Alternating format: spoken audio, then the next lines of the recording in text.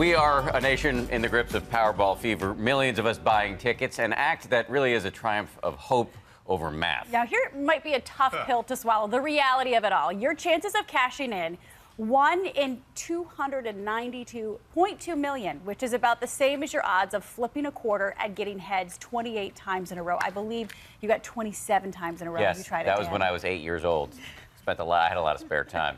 And by the way, notwithstanding the bad math, when Paula and I heard that Sarah was heading out to a convenience store here in New York City, we gave her $40 to buy us tickets. Sarah, how's it looking out there?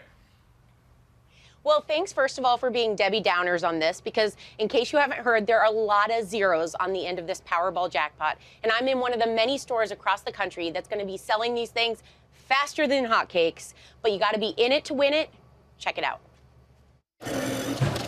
It's the largest jackpot in history, $800 million. And it has people across the country lining up.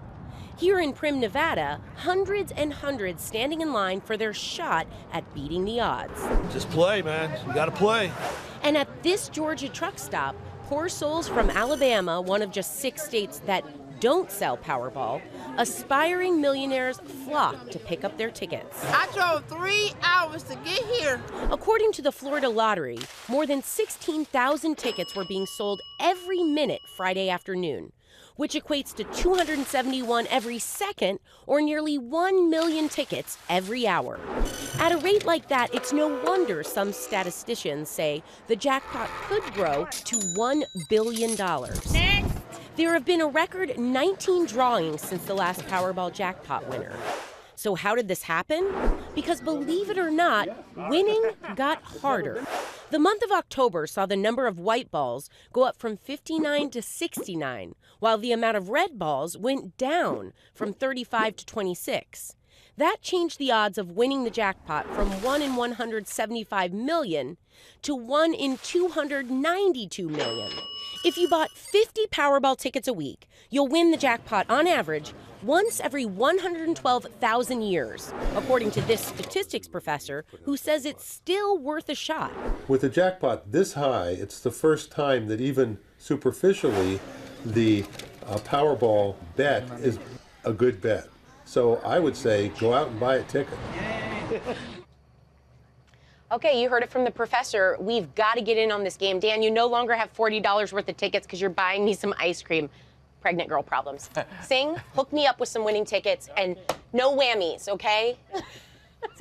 So basically, I'm going to be back in a minute with some winning tickets. Yeah, bring mine, okay? So Sarah, you'd rather have ice Do cream. you guys want some ice cream than $900 million? Because my chances of getting the ice cream are higher than you getting your millions of dollars. Very good point, Sarah. Bring Thank you back, so much. Bring us all back some ice Bring cream. me a ticket, Sarah. Thank you, Sarah. Dan.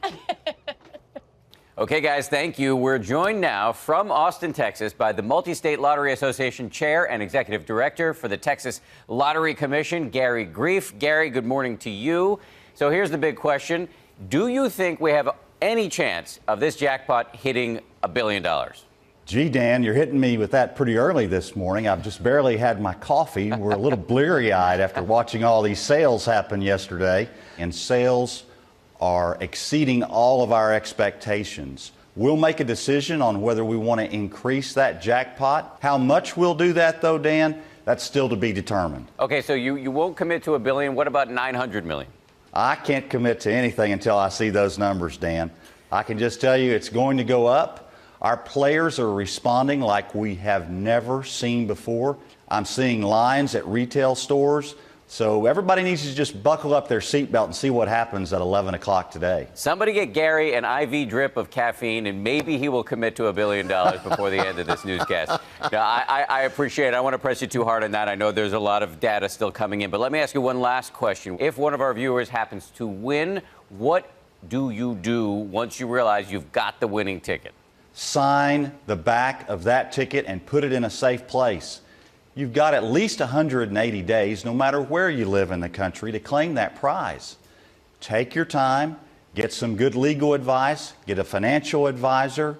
Gary, we wish you a fully caffeinated and fully calm and smooth day ahead. Thank you very much for joining us. We appreciate it. Thank you, Dan.